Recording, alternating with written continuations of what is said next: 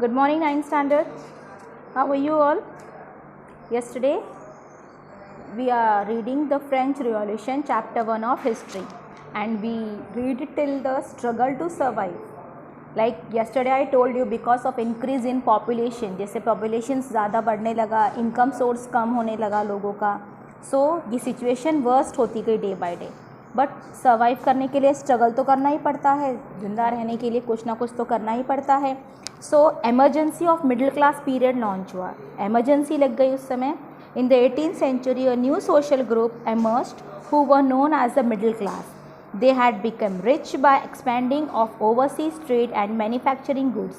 In addition to merchants and manufacturers, there were lawyers and administrative officials who were educated. They believed that no groups of society should be privileged by birth. Philosophers like John Locke, Jean Jacques Rousseau considered the middle class was sole responsible for the revolution. They spread the idea of freedom, equal laws and opportunity for the all.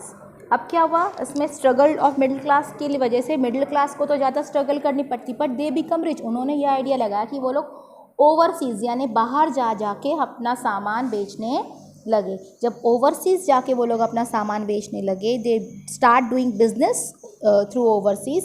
So what happened, they become rich, वो लोग अमीर होने लगे. And they realised कि मतलब जो अगर हम लोग एक बड़ा सोसाइटी का एक साथ आके अगर इस स्ट्रगल के खिलाफ लड़ेंगे तो हम लोग ज़रूर इससे बाहर निकल पाएंगे.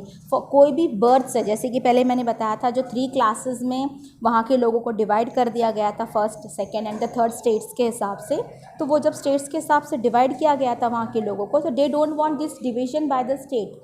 इस जो मिडिल क्लास के लोग थे उनको स्टेट्स के हिसाब से डिवीज़न नहीं चाहिए था. So they started struggling and they started the ideas. कुछ फिलोसोफर्स ने इससे गो थ्रू करने के लिए कुछ आइडियाज़ इम्प्लीमेंट किए थे. And that ideas were what, John Locke in the two treasures of government criticized the concept of divine and absolute right of the monarch, that is the king.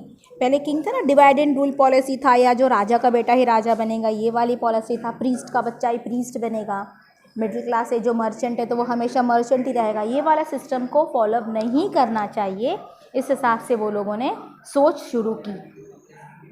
And Russians in his book The Social Concern proposed the form of government based on social contract between people and their representative. तो रसिक्यू था, उसने अपनी book में ये mention किया था कि लोगों को एक ऐसी सरकार, एक ऐसी गवर्नमेंट बनानी चाहिए जिसमें पीपल और उसके मतलब जो रिप्रेजेंटेटिव होते हैं लोगों का एक हेड बनाया जाए, और हर एक डिपार्टमेंट का एक हेड बनाया जाए. फिर वो हेड उस डिपार्टमेंट को डील करते जाए, लोग अपनी प्रॉब्लम डायरेक्ट उस डिपार्टमेंट में बताए. इस हिसाब से हमको हमारा कंट्री चलाना चाहिए. जैसे कि हमारे देश में आजकल अभी प्रेजेंट सिचुएशन में मोस्टली सारा कंट्री डेमोक्रेटिक सिस्टम जो फॉलो कर रहा है, तो ये फ्रेंच रिवॉल्यूशन के टाइम पे स्टार्ट किया था कि हमको एक डेमोक्रेटिक सिस्टम स्टार्ट करना चाहिए. Now, Montesquieu in his The Spirit of the Law stressed the concept of separation of power between the legislature, the executive and the judiciaries. He concept of separation of powers was a great insurmount against the deposits.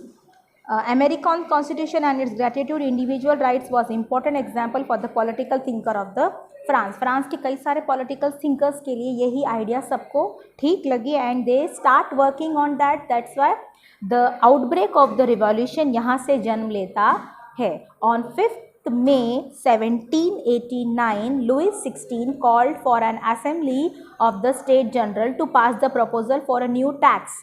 5th May को Louis 16 जो था, 5th May 1789 को उसने अपने सारे generals को एक meeting held की कि अब जो टैक्स वो लोग ऑलरेडी ले रहे थे वो टैक्स का न्यू वे से शुरुआत की जाए. जैसे पहले फर्स्ट स्टेट्स और सेकेंड स्टेट्स वालों को कोई टैक्स नहीं था. फर्स्ट स्टेट वालों को अगर टैक्स देना भी था तो वो 1/10 देना था. सिर्फ जो थर्ड स्टेट्स वाले थे उनको ही टैक्स ज़्यादा पे करना था.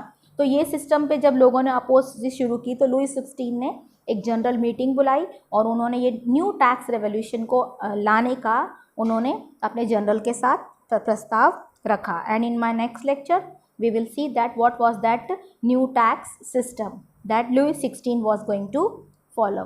Student, if you have any doubts regarding this topic, I will meet you after 10:30, at 10:30, sorry. So please come online at 10:30.